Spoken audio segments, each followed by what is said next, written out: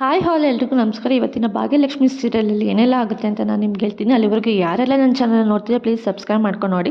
ಸಂಚಿಕೆ ಶುರುವಿನಲ್ಲಿ ಇಲ್ಲಿ ಗುಂಡಣ್ಣ ಎಲ್ಲರ ಮುಂದೆನೂ ಕುತ್ಕೊಂಡು ಹೇಗೆ ಅಪ್ಪ ಕೋಪ ಮಾಡ್ಕೊಂಡಿದ್ರು, ಅಮ್ಮ ಹೇಗೆ ಎಷ್ಟು ಚೆನ್ನಾಗಿ ಹೇಳಿದ್ರು ಅಂತ ಹೇಳಿ ಎಲ್ಲನೂ ಹೇಳ್ತಾ ಇರ್ತಾನೆ. ಎಲ್ಲ ಬೈತಾನೆ ಇದ್ರು. ಅಪ್ಪ ಎಷ್ಟು ಕಾನ್ಫಿಡೆಂಟಾಗಿ ಬಂದಿದ್ರು ಅಂದರೆ ಫೀಸ್ ಕಟ್ಟಲೇಬೇಕು ಅಂತ ಅಂದ್ಕೊಂಡು ಬಂದಿದ್ರು. ಆದರೆ ಅಲ್ಲಿದ್ದು ನಮ್ಮ ಟೀಚರು ಇಲ್ಲ ಫೀಸ್ ಕಟ್ಟಾಗಿದೆ ಅಂದಿದ ತಕ್ಷಣ ಅಪ್ಪ ಫುಲ್ ಸ್ಯಾಡ್ ಮೂಡಿಗೆ ಬಂದುಬಿಟ್ರು ಅಂತ ಹೇಳ್ತಾ ಇದ್ದ. ಅಮ್ಮ ಅವಾಗ ಎಷ್ಟು ಚೆನ್ನಾಗಿ ನಡ್ಕೊಂಬಂದು ಗೊತ್ತಾ, ಫುಲ್ ಮಾಸಾಗಿ ಚೆನ್ನಾಗಿ ಹೆಂಗೆ ನಡ್ಕೊಂಬಂದು ಗೊತ್ತಾ. ನಾನು ನಿಮಗೆ ಅಮ್ಮ ಹೇಗೆ ನಡ್ಕೊಂಬಂದ್ರು ನಾನು ನಿಮ್ಗೆ ತೋರಿಸ್ಲಾ ಹೇಗೆ ಮಾಡಿದ್ರು ಅಂತ ಹೇಳಿ. ಅವನಲ್ಲಿ ನಿಂತ್ಕೊಂಡು ಅವ್ರ ಅಮ್ಮ ಹೇಗೆ ನಡ್ಕೊಂಬಂದ್ರು ಅಂತ ಹೇಳಿ, ಭಾಗ್ಯ ಹೇಗೆ ನಡ್ಕೊಂಬಂದ್ಲು ಅಂತ ಹೇಳಿ ಅಲ್ಲಿ ನಿಂತ್ಕೊಂಡು ಎಲ್ರಿಗೂ ತೋರಿಸ್ತಾ ಇರ್ತಾನೆ. ಅಮ್ಮ ಈ ಥರ ಫುಲ್ಲು ಮಾಸಾಗಿ ನಡ್ಕೊಂಬಂದು ಎಲ್ಲ ಫುಲ್ಲು ರಪ ರಪ ರಪ ಅಂತ ಫುಲ್ ಎಲ್ಲ ಡೈಲಾಗು ಮಾಸ್ ಡೈಲಾಗ್ ಥರ ಎಲ್ಲನೂ ಹೇಳ್ತಿದ್ರು. ಅಪ್ಪ ಅದನ್ನೆಲ್ಲ ಕೇಳಿಸ್ಕೊಂಡು ಫುಲ್ ಸ್ಯಾಡಾಗಿ ಫುಲ್ ಸೈಲೆಂಟ್ ಆಗಿಬಿಟ್ರು, ಏನೂ ಮಾತಾಡದೆ ಸುಮ್ಮನೆ ಆಗಿಬಿಟ್ರು ಅಂತ ಹೇಳಿ ಇಲ್ಲಿ ಹೇಳ್ತಾ ಇರ್ತಾನೆ. ಇದನ್ನೆಲ್ಲ ಮಾಡಿದ ಶ್ರೇಷ್ಠ ಆಂಟಿ ಅಂತ ಅಮ್ಮಂಗೆ ಗೊತ್ತಾಗಿತ್ತಾ. ಅಮ್ಮ ಬಂದು ಅಪ್ಪನಿಗೆ ಹೇಳಿದ್ರೆ ಇದನ್ನೆಲ್ಲ ಮಾಡಿದ ಶ್ರೇಷ್ಠನೇ ಅಂತ. ಅಪ್ಪ ಅದನ್ನೆಲ್ಲ ಕೇಳಿಸ್ಕೊಂಡು ಫುಲ್ ಶಾಕ್ ಆಗಿಬಿಟ್ರು. ಏನು ಮಾತಾಡಬೇಕು ಅಂತಲೇ ಗೊತ್ತಾಗಲಿಲ್ಲ ಅಪ್ಪನಿಗೆ ಅಂತ ಹೇಳಿ ಹೇಳ್ತಿರ್ತಾನೆ. ಅದಕ್ಕೆ ಲಕ್ಷ್ಮೀದಳು ಸಾಕು ಗುಂಡಣ್ಣ ಎಷ್ಟು ಅಂತ ನಿಮ್ಮ ಅಪ್ಪನ ನಾಟ್ಕೊತೀಯ ಅಂತ ಹೇಳಿ ಹೇಳ್ತಾ ಇರ್ತಾಳೆ.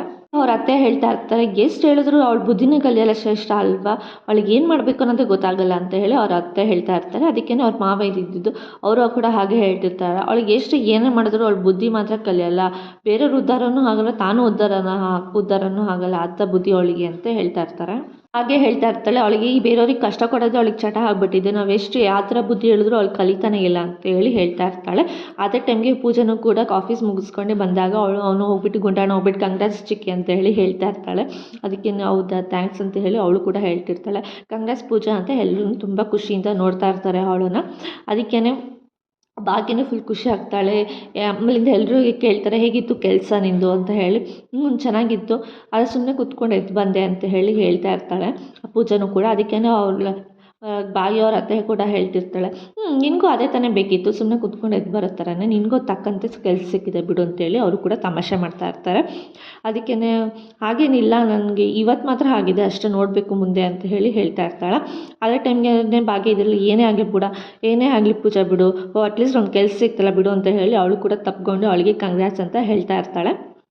ಪೂಜಾ ಕೂಡ ಅದನ್ನೇ ಸರಿ ಆಯಿತು ಅಂತ ಹೇಳಿಬಿಟ್ಟು ಅವಳು ಬರ್ತಾ ಇರಬೇಕಾದ್ರೆ ಅವಳು ಅದೇ ಯೋಚನೆಯಲ್ಲಿ ಇರ್ತಾಳೆ, ಯಾರು ನಮ್ಮ ಬಾಸ್ ಅಂದ್ಕೊಂಡು ಬರ್ತಾ ಇರಬೇಕಾದ್ರೆ ಮೇಲಿಂದ ಕೂಡ ಸುಂದ್ರಿ ಕೂಡ ಬರ್ತಾ ಇರ್ತಾಳೆ. ಸುಂದ್ರಿನ ನೋಡ್ದೇನೆ ಅವರಿಬ್ಬರು ಡ್ಯಾಶ್ ಹೊಡ್ಕೊತಾರೆ. ಒಬ್ರನ್ನೊಬ್ರು ನೋಡ್ದೇನೆ ಡ್ಯಾಶ್ ಹೊಡ್ಕೊಂಡಾಗ ಅವ್ರು ಕೇಳ್ತಾಳೆ, ಎಲ್ಲಿತ್ತು ನಿಂತ್ಕೊಂಡು ಏನು ಯೋಚನೆ ಮಾಡ್ತಿದ್ಯಾ ಅಂತೇಳಿ ಸುಂದ್ರಿ ಕೇಳ್ತಾ ಇರ್ತಾಳೆ. ಏನಿಲ್ಲ ಸುಂದ್ರಿ, ನಾನು ಇಂಟರ್ವ್ಯೂ ಏನೋ ಅಟೆಂಡ್ ಮಾಡಿದೆ ಸರಿ, ಅದು ಯಾರು ಬಾಸ್ ಯಾರು ಅಂದರೆ ನನಗೆ ಗೊತ್ತಾಗಲಿಲ್ಲ, ನಾನು ನೋಡಲೂ ಇಲ್ಲ, ನನ್ನ ಇಂಟರ್ವ್ಯೂನೂ ನಾನು ಕೇಳಲಿಲ್ಲ, ಏನಿಲ್ಲ ಹಾಗೆ ಹೆಂಗೆ ನನ್ನನ್ನು ತೊಗೊಂಡ್ರು ಅಂತೇಳಿ ಅವಳು ಕೂಡ ಯೋಚನೆ ಮಾಡ್ತಿರ್ತಾಳೆ. ಅದನ್ನು ಕೇಳಿಸ್ಕೊಂಡಿದ್ದು ಸುಂದ್ರಿನೂ ಕೂಡ ಅವಳು ಕೂಡ ತಮಾಷೆ ಮಾಡ್ತಾ ಇರ್ತಾಳೆ. ಒಂದು ಕೆಲಸ ಮಾಡು ಸುಂದ್ರಿ, ಈಗ ಸುಮ್ಮನೆ ನೀನು ಮೇಲೆ ಹೋಗ್ಬಿಟ್ಟು ವಾಶ್ರೂಮ್ಗೆ ಹೋಗ್ಬಿಟ್ಟು ಮೇಲೆ ಟ್ಯಾಪ್ ಓಪನ್ ಮಾಡಿ ತಣ್ಣ ನೀರು ಬರ್ತಿದ್ರೆ ಅದು ಅಡಿಲಿ ನೀನು ನಿಂತ್ಕೊಂಡು ಕೆಳಗಡೆ ನಿಂತ್ಕೊಂಡು ಕೂಲಾಗಿ ಸ್ನಾನ ಮಾಡಿಕೊಂಡು ಆಮೇಲೆ ಆಚೆ ಬಂದುಬಿಟ್ಟು ಕೂತ್ಕೊಂಡು ಯೋಚನೆ ಮಾಡು ಅಂತ ಹೇಳಿ ಅವಳು ಕೂಡ ತಮಾಷೆ ಮಾಡ್ತಿರ್ತಾಳೆ. ಅದಕ್ಕೆ ಪೂಜಾ ಇದ್ದಳು, ಅಲ್ಲ ಸುಂದ್ರಿ, ನಾನು ಇಷ್ಟು ಸೀರಿಯಸ್ಸಾಗಿ ಕೇಳ್ತಿದ್ದೀನಿ, ನಿಂಗೆ ಇದೇ ತಮಾಷೆ ಆಗೋಯ್ತಾ ಅಲ್ವಾ ಅಂತ ಹೇಳಿ ಅವಳು ಕೂಡ ಪೂಜೆನೂ ಕೂಡ ರೇಗ್ತಾ ಇರ್ತಾಳೆ ಸುಂದ್ರಿ ಮೇಲೆ.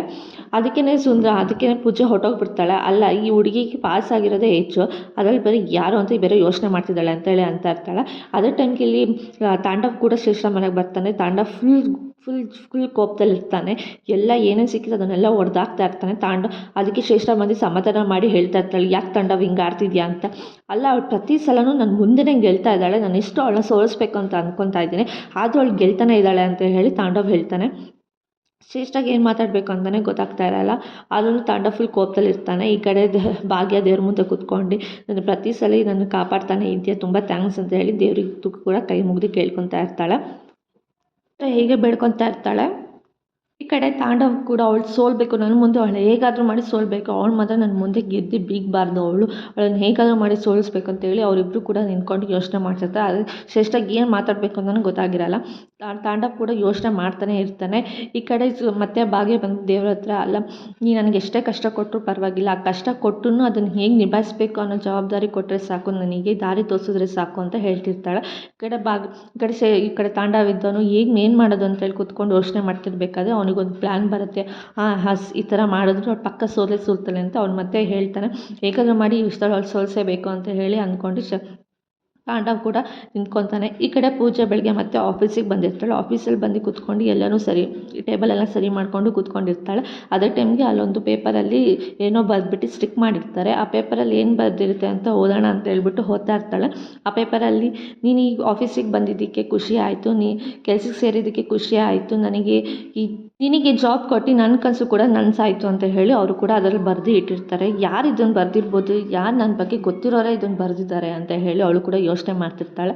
ಅಲ್ಲ, ಯಾರು ಬರೆದಿರ್ಬೋದು, ಈ ಆಫೀಸಿಗೆ ಯಾರು ಬಾಸ್ ಇರ್ಬೋದು, ಅವರೇ ಕೂಡ ಏನಾದರೂ ಬರೆದಿರ್ಬೋದಾ, ಯಾರು ಇದು ಬಾಸ್ ಇರ್ಬೋದು ಅಂತೇಳಿ ಅವಳು ಕೂತ್ಕೊಂಡು ಯೋಚನೆ ಮಾಡ್ತಾ ಇರ್ತಾಳೆ. ಹೇಗಾದರೂ ಮಾಡಿ ಅವ್ರನ್ನ ಮೀಟ್ ಮಾಡಬೇಕಲ್ಲ, ಆಗಿದ್ದಾಗಲೇ ನಾನು ನೋಡೇ ಬಿಡ್ತೀನಿ ಅಂತ ಹೇಳ್ಬಿಟ್ಟು ಅವಳು ಕೂಡ ಯಾರು ಬಾಸ್ ಅಂತ ಇದ್ದಾರೆ ಅಂತ ನೋಡೋಕ್ಕೆ ಅಂತ ಹೇಳ್ಬಿಟ್ಟು ಅವಳು ಕೂಡ ಹುಡುಕ್ತಾನೆ ಇರ್ತಾಳೆ. ಸಿಕ್ಕಿರಲ್ಲ. ಅದು ಸರಿ ಅವ್ರ ಚೇಂಬರ್ ಹತ್ರ ಹೋಗಿ ನೋಡೋಣ ಸಿಗ್ಬೋದು ಅಂತ ಅಂದ್ಕೊಂಡು ಅವಳು ಕೂಡ ಹೋಗ್ತಾಳೆ. ಹೋಗ್ತಿರ್ಬೇಕಾದ್ರೆ ಅಲ್ಲಿರೋ ಅವ್ರ ಆಫೀಸವ್ರು ಒಬ್ಬರು ಜಿಮ್ ಮಾಡ್ತಿರ್ಬೇಕಾದ್ರೆ ಅವಳನ್ನ ಬಂದ್ಬಿಟ್ಟು ಕರೀತಾರೆ. ಎಲ್ಲಿಗೆ ಹೋಗ್ತಿದ್ದೀರಿ ಅಂತ. ಏನಿಲ್ಲ, ನಿಮ್ಮ ಬಾಸ್ನ ಮೀಟ್ ಮಾಡಬೇಕಿತ್ತು ಅಂತ ಹೇಳಿ ಅವಳು ಹೇಳ್ತಾಳೆ. ಬಾಸ್, ಅಯ್ಯೋ ಬಾಸ್ ತುಂಬ ಬ್ಯುಸಿ ಇದ್ದಾರೆ, ಅವ್ರು ಇವತ್ತು ನಿಮಗೆ ಮೀಟ್ ಮಾಡೋಕ್ಕಾಗಲ್ಲ, ಹೋಗಿ ಅಂತ ಹೇಳ್ಬಿಟ್ಟು ಅವಳನ್ನ ಹೇಳ್ಬಿಟ್ಟು ಕಳ್ಸೋಕ್ಕೆ ಅಂತ ಮಾಡ್ತಿರ್ತಾರೆ. ಯಾಕೆ ಪ್ರತಿ ಸಲ ಬಂದಾಗೆಲ್ಲ ಇದೇ ಥರ ಹೇಳ್ತೀರಾ, ಅಷ್ಟೊಂದು ಬ್ಯುಸಿ ಇದ್ದಾರಾ ನಿಮ್ಮ ಬಾಸು ಅಂತ ಕೇಳ್ತಾಳೆ. ಹೌದು, ತುಂಬ ಬ್ಯುಸಿ ಇದ್ದಾರೆ ಅವರು, ಬಿಡಿ ಅಂತ ಹೇಳ್ತಿರ್ತಾಳೆ. ಸರಿ, ನೀವು ಹೋಗಿ ಅಂತ ಹೇಳ್ಬಿಟ್ಟು ಅವ್ರು ಹೊರಟೋಗ್ತಾಳೆ. ಆಮೇಲೆ ಇವಳು ಒಂದು ಪ್ಲ್ಯಾನ್ ಮಾಡ್ತಾಳೆ. ಈ ಪ್ಲ್ಯಾನ್ ಮಾಡಿದ್ರೆ ಮಾತ್ರ ಅವ್ನು ಸಿಗ್ಬೋದು ಅಂತ ಅಂದ್ಕೊಂಡು ಹೇಳ್ತಾಳೆ. ನೋಡಿ, ನಿಮ್ಮ ಬಾಸ್ಗೆ ಹೋಗಿ ಹೇಳಿ, ಅವ್ರು ತುಂಬ ಬ್ಯುಸಿ ಇದ್ದಾರೆ ಅಲ್ವಾ, ಹಂಗಾಗಿ ನಾನು ಈಗ ಕೆಲಸ ಮಾಡಲ್ಲ, ನಾನು ಇಲ್ಲಿ ಇವತ್ತೇ ಕೆಲಸ ಬಿಟ್ಟು ಹೋಗ್ತೀನಿ ಅಂತ ಹೋಗಿ ಹೇಳಿ ನಿಮ್ಮ ಬಾಸ್ಗೆ ಅಂತ ಹೇಳಿ ಕಳಿಸ್ತಾಳೆ. ಅವರು ಕೂಡ ಎದುರ್ಕೊಂಡು ಅಯ್ಯೋ ಕೆಲಸ ಬಿಟ್ಟು ಹೋಗ್ತಾರೆ, ಬಾಸ್ಗೆ ಹೋಗಿ ಹೇಳೋಣ ಅಂತ ಅಂದ್ಕೊಂಡು ಅವರು ಕೂಡ ಬಾಸ್ ಹತ್ರ ಹೋಗಿ ಹೇಳೋಕ್ಕೆ ಅಂತ ಹೇಳ್ಬಿಟ್ಟು ಹೋಗ್ತಾ ಇರಬೇಕಾದ್ರೆ ಪೂಜೆ ಕೂಡ ಹೋಗಿ ಅವಳು ಕೂಡ ರಿಟರ್ನ್ ಹೊರಟೋಗ್ತಾಳೆ. ಹೋಗಿ ಕುತ್ಕೊಂಡು ಅವಳು ಸ್ವಲ್ಪ ಹೊತ್ತು ವೇಟ್ ಮಾಡ್ತಾಳೆ ಬರ್ಬೋದಾ ಇಲ್ವಾ ಅಂತ. ಅದೇ ಟೈಮ್ಗೆ ಅವ್ರು ಕೆಲಸದವ್ರು ಹೋಗ್ಬಿಟ್ಟು ಹೇಳ್ತಾರೆ, ಸರ್ ಇವತ್ತು ನೀವು ನಿನ್ನೆ ಒಬ್ಬರು ಇಂಟರ್ವ್ಯೂಲಿ ಜಾಯ್ನ್ ಆಗಿದ್ರಲ್ಲ ಪೂಜಾನವರು, ಅವ್ರು ಇವತ್ತು ಕೆಲಸ ಬಿಟ್ಟು ಹೋಗ್ತೀನಿ ಅಂತ ಹೇಳ್ಬಿಟ್ಟು ಹೇಳ್ತಿದ್ದಾರೆ ಅಂತ ಹೇಳ್ಬಿಟ್ಟು ಅವ್ರು ಹೋಗ್ಬಿಟ್ಟು ಹೋಗಿ ಹೇಳ್ತಾರೆ. ಪೂಜಾ ಕೂಡ ಇಲ್ಲಿ ನಿಂತು ಕುತ್ಕೊಂಡು ವೇಟ್ ಮಾಡ್ತಾರೆ. ಯಶೋದವರು ಬಂದಿಲ್ವಲ್ಲ, ಯಾರು ಇರ್ಬೋದು ಅಂತ ಹೇಳಿ. ಅದೇ ಟೈಮ್ಗೆ ಅವ್ರ ಬಾಸು ಕೂಡ ಬರ್ತಾರೆ. ಬಾಸು ಕೂಡ ನೆಟ್ಕೊಂಡು ಬರ್ತಾ ಇರಬೇಕಾದ್ರೆ ಅವರು ಕೂಡ ಹೋಗಿ ನಿಂತ್ಕೊಳ್ತಾರೆ. ಕೂಡ ಹೋಗ್ತೀನಿ ಇಷ್ಟೊತ್ತಾದರೂ ಬಂದಿಲ್ಲ ಅಲ್ವಾ ಅಂತ ಅಂದ್ಕೊಂಡು ಪೂಜಾ ಹೊರಡ್ತಾ ಇರ್ತಾಳೆ. ಅದೇ ಟೈಮ್ಗೆ ಅವರು ಕೂಡ ಪೂಜಾ ಅಂತ ಏನೋ ಕರೆದ್ಬಿಟ್ಟು ಅವಳನ್ನ ನಿಲ್ಲಿಸ್ತಾರೆ. ಪೂಜಾ ನೋಡ್ತಾಳೆ ತಿರುಗಿಬಿಟ್ಟು, ಯಾರು ಇರ್ಬೋದು ಇವರು, ಯಾರು ನನ್ನ ಕರೆದಿದ್ದು ಅಂತ ಹೇಳಿ ಪೂಜಾ ತಿರುಗಿ ನೋಡ್ತಾ ಇರಬೇಕಾದ್ರೆ ಅವ್ನು ಬಂದು ಅಲ್ಲಿ ಬಂದು ನಿಂತ್ಕೊತಾನೆ. ಇದು ಯಾರಿದು ಅಂತ ಹೇಳಿ ಅವಳು ಕೂಡ ಯೋಚನೆ ಮಾಡ್ತಿರ್ತಾಳೆ. ಅವ್ನು ಬಂದು ಅವ್ರ ಹತ್ರ ನಿಂತ್ಕೊಂಡು ಹಾಯ್ ಪೂಜಾ ಅಂತ ಏನೋ ಕೇಳ್ತಾನೆ. ಅದಕ್ಕೇನೆ ಪೂಜೆ ಇದ್ದಳು, ಓಹೋ ಅವನು ಸ್ಪೆಕ್ಸ್ ತೆಗಿತಾನೆ, ಓಹೋ ನೀನಾ ಕಿಶನ್, ನೀನು ಇಲ್ಲಿದ್ಯಾ ಅಂತ ಹೇಳಿ ಹೇಳ್ತಾಳೆ.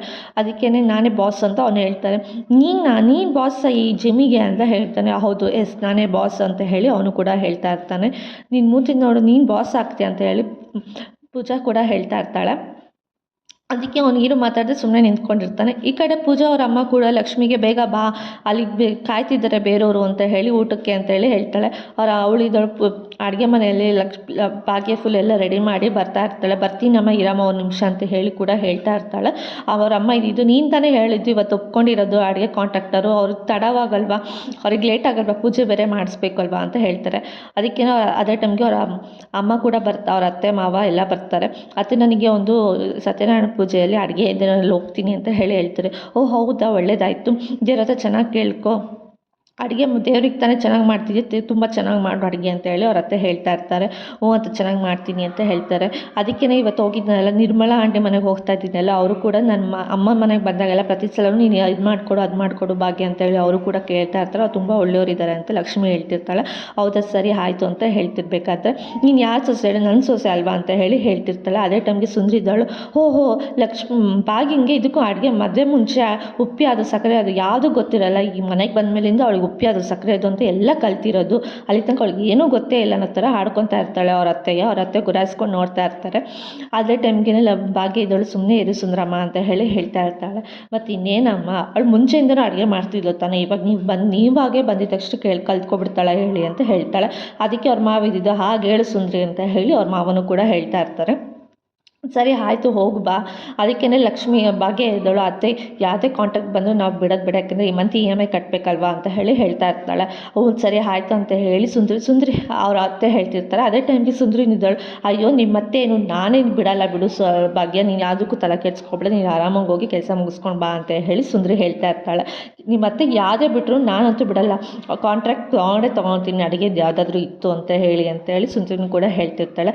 ಸರಿ ಆಯಿತು, ಅದು ನೋಡು ಸುಂದ್ರಿ ಅತ್ತೆಗೆ ಕರೆಕ್ಟ್ ಟೈಮ್ಗೆ ಅತ್ತೆಗೆ ಮಾವಂಗೆ ಕರೆಕ್ಟ್ ಟೈಮ್ಗೆ ಊಟ ಕೊಡು, ಟ್ಯಾಬ್ಲೆಟ್ ಕೊಡು, ನಾನು ಬೇಗ ಬರ್ತೀನಿ ಅಂತ ಹೇಳ್ಬಿಟ್ಟು ಅವಳು ಹೋಗ್ತಾಳೆ. ಅದಕ್ಕೆ ನೀನೇನು ಯೋಚನೆ ಮಾಡಿ ಅವ್ರ ಬಗ್ಗೆ ನಾನು ಅವ್ರ ಬಗ್ಗೆ ನೀನು ತಲೆನೇ ಕೆಡ್ಸ್ಕೊಬೇಡ, ನಾನೇ ಎಲ್ಲ ನೋಡ್ಕೊತೀನಿ ಅಂತ ಹೇಳಿ ಹೇಳ್ತಿರ್ತಾಳೆ. ಅದಕ್ಕೇ ಅವಳು ಹೊಟ್ಟೋಗ್ತಾಳೆ. ಅದೇ ಟೈಮ್ಗೆ ಅವ್ರ ಅತ್ತೆನೂ ಗುಡಾಯಿಸ್ಕೊಂಡು ನೋಡ್ತಿರ್ತಾರೆ, ನೀನು ಹಾಗೆ ಹೇಳ್ದೆ ಅಲ್ಪ ಅಂತ ಹೇಳಿ ನೋಡ್ತಾ ಇರ್ತಾರೆ. ಈ ಕಡೆ ಪೂಜೆನೂ ಕೂಡ ತಲೆ ಕೆಡಿಸ್ಕೊಂಡಿರ್ತಾಳೆ. ನೀನು ಬಾಸ್ ಆಗಿದ್ಯಾ ಅಂತ ಹೇಳಿ ಕಿಶನ್ ಅಂತ ಹೇಳಿ ಅವಳು ಕೂಡ ಹಾಡ್ಕೊಂಡು ನಗ್ತಾ ಇರ್ತಾಳೆ. ಹೌದು ನಾನೇ ಇಲ್ಲಿ ಬಾಸ್ ಅಂತ ಹೇಳ್ತಿರ್ತಾಳೆ. ಅದೇ ಟೈಮ್ಗೆ ಅವ್ರ ಕೆಲಸದವ್ರು ಕೂಡ ಬರ್ತಾರೆ. ಬಾಸ್ ನಿಮಗೆ ಇವ್ರು ಗೊತ್ತಾ ಅಂತ ಕೇಳ್ತಾರೆ. ಅದಕ್ಕೇ ಅವ್ನು ಕಿಶನ್ ಇದ್ದವನು ಇವಳು ಗೊತ್ತಾ ಅಂತ ಕೇಳ್ತಿದ್ದಿರಲಿಲ್ಲ, ಇವಳಿಂದ ಒಂದು ದೊಡ್ಡ ಇದಿದೆ ಅಂತ ಹೇಳಿ ಹೇಳ್ತಾ ಇರ್ತಾಳೆ. ಅದಕ್ಕೆ ಅವ್ರು ಕೆಲ್ಸದವ್ರು ಇದ್ದರು, ಹೌದಾ ಏನಿದು ಅಂತ ಹೇಳಿ ಕೇಳ್ತಾರೆ. ಅದಕ್ಕೆ ಅವನು ಸರಿ ಆಯಿತು ಹೇಳ್ತೀನಿ ಕೇಳಿಸ್ಕೊಳ್ಳಿ ಅಂತ ಹೇಳಿ ಒಂದು ಹಳೆ ಫ್ಲ್ಯಾಶ್ ಬ್ಯಾಕ್ ಅವರಿಬ್ಬರು ಮಧ್ಯೆ ಒಂದು ಹಳೆ ಫ್ಲ್ಯಾಶ್ ಬ್ಯಾಕ್ನ ಇರೋದನ್ನ ಹೇಳ್ತಾನೆ. ಕೆಲ್ಸದವ್ರು ಕೇಳ್ತಾರೆ, ಇವ್ರಿಗೆ ನಿಮಗೆ ಪರಿಚಯ ಅಂತ. ಇವಳು ನನಗೆ ನಾನು ಅವಳಿಗೆ ಮೋಸ್ಟ್ ಸೀನಿಯರ್ ಆಗಿದ್ದೆ ಕಾಲೇಜಲ್ಲಿ ಅಂತ ಹೇಳ್ತಾನೆ ಅವನು. ಕಾಲೇಜಲ್ಲಿ ಇದ್ದಾಗ ನಾನು ಫೇಲ್ ಆಗಿದ್ದೆ ಅಂತ ಹೇಳಿ ಎಕ್ಸಾಮ್ ಬರೆಯೋಕ್ಕೆ ಅಂತ ಹೇಳಿ ಬಂದಿದ್ದೆ ಕಾಲೇಜಿಗೆ. ಆವಾಗ ಅವಳು ಎಷ್ಟು ಎಕ್ಸಾಮ್ ಓದಿದ್ರು ನಂಗೆ ತಲೆಗೆ ಹೋಗ್ತಿರ್ಲಿಲ್ಲ. ಅದೇ ಟೈಮ್ಗೆ ಕೂಡ ನಮ್ಮ ಅಪ್ಪ ಕಾಲ್ ಮಾಡಿಬಿಟ್ಟು ಹೇಳ್ತಾ ಇರ್ತಾರೆ, ಎಕ್ಸಾಮ್ ಚೆನ್ನಾಗಿ ಬರ್ದಿಲ್ಲ, ನಿನ್ನ ಕತೆ ಮುಗಿಯುತ್ತೆ ಅಂತ ಹೇಳಿ ಅವ್ರ ಅಪ್ಪ ಕೂಡ ಕಾಲ್ ಮಾಡಿ ಹೇಳ್ತಾ ಇರ್ತಾರೆ. ಅದಕ್ಕೇ ಅವನಿದ್ದಳು, ಅಯ್ಯೋ ನಾನು ಈ ಸಲ ಎಕ್ಸಾಮ್ ಹೇಗಾದರೂ ಮಾಡಿ ಪಾಸ್ ಆಗಬೇಕು, ಏನಂದ್ರೆ ಪಾಸ್ ಆಗಿದ್ರೆ ನಮ್ಮಪ್ಪ ನನ್ನ ಕತೆ ಅಷ್ಟೇ ಮುಗಿಸೇ ಬಿಡ್ತಾರೆ ಅಂತ ಹೇಳಿ ಅವನು ಕೂಡ ಯೋಚನೆ ಮಾಡಿ ಇಲ್ಲಿಂದ ಅಲ್ಲಿಗೆ ಓಡಾಡ್ತಾನೆ ಇರ್ತಾನೆ, ಟೆನ್ಷನಲ್ಲಿ ಓದ್ತಾನೆ ಇರ್ತಾನೆ.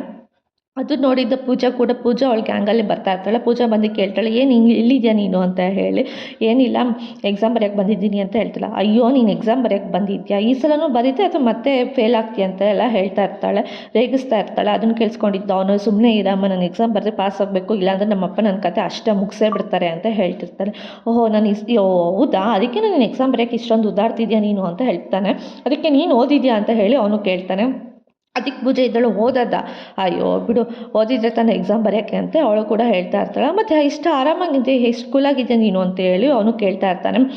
ಮತ್ತು ಓದಿದ್ದೆ ತಾನೇ ಟೆನ್ಷನ್ ತೊಗೊಳೋದಕ್ಕೆ ಅಂತ ಅವಳು ಹೇಳ್ತಿರ್ತಾಳೆ. ಹಿಂಗೆ ಬರೀತೆ ನೀನು ಎಕ್ಸಾಮು ಅಂತ ಕೇಳ್ತಾನೆ. ಅದಕ್ಕೆ ನೀನು ಫೇಲ್ ಆಗ್ತೀಯಾ ಅಂತೇಳಿ ಅವನು ಸುಮ್ಮನೆ ರೇಗಿಸ್ತಾ ಇರ್ತಾನೆ. ನೋಡು ನೀನು ಹಿಂಗೆಲ್ಲ ಅಂದರೆ ಸುಮ್ಮನೆ ಇರಲ್ಲ, ನಾನು ಹೊರಟೋಗ್ತೀನಿ ನೋಡಿ ಇಲ್ಲಿಂದ ಅಂತ ಹೇಳ್ಬಿಟ್ಟು ಅವಳು ಹೇಳ್ತಾ ಇರ್ತಾಳೆ. ಅದಕ್ಕೆ ಸರಿ ಆಯಿತು ಬಾ ಅಮ್ಮ, ನಿಂಗೆ ಕಾಲು ಬೀಳ್ತೀನಿ, ನೀನು ಹೆಂಗೆ ಎಕ್ಸಾಮ್ ಬರ್ತೀಯ ಅದನ್ನಾದರೂ ಹೇಳು ಅಂತ ಹೇಳ್ತಾಳೆ. ಅದಕ್ಕೆ ಅವಳ ಕೈಯಲ್ಲಿ ಇದ್ದಿದ್ದು ಚೀಟಿ ಎಲ್ಲ ತೊಗೊಂಬಂದು ತೋರಿಸ್ತಾಳೆ. ಚೀಟಿನ ಇದನ್ನು ಸಿಗಾಕೊಂಡ್ರೆ ಅಷ್ಟೇ ಕತೆ ಅಂತೇಳಿ ಅವನು ಹೇಳ್ತಿರ್ತಾನೆ. ಅಯ್ಯೋ ಬಾಯಿ ಮುಚ್ಚು ಸಾಕು, ಇಲ್ಲಿ ಯಾರೋ ನೋಡ್ತಿಲ್ಲ, ಸುಮ್ಮನೆ ಇರು, ಈ ಚೀಟಿ ನೀನಾದ್ರು ತೊಗೊಂಡು ನಾನಾದ್ರು ತೊಗೊತೀನಿ, ಇದನ್ನು ತೊಗೊಂಡು ಸಿಗಿಸ್ಕೋ ಅಲ್ಲಿ ಅಂತ ಹೇಳಿ ಅವಳು ಶರ್ಟ್ ಕಾಲರಲ್ಲಿ, ಶರ್ಟ್ ಬಟನಲ್ಲಿ, ಶೂ ಅಲ್ಲಿ ಎಲ್ಲ ಸ್ವಲ್ಪ ಹಾಕಿ ಕೊಡ್ತಿರ್ತಾಳೆ.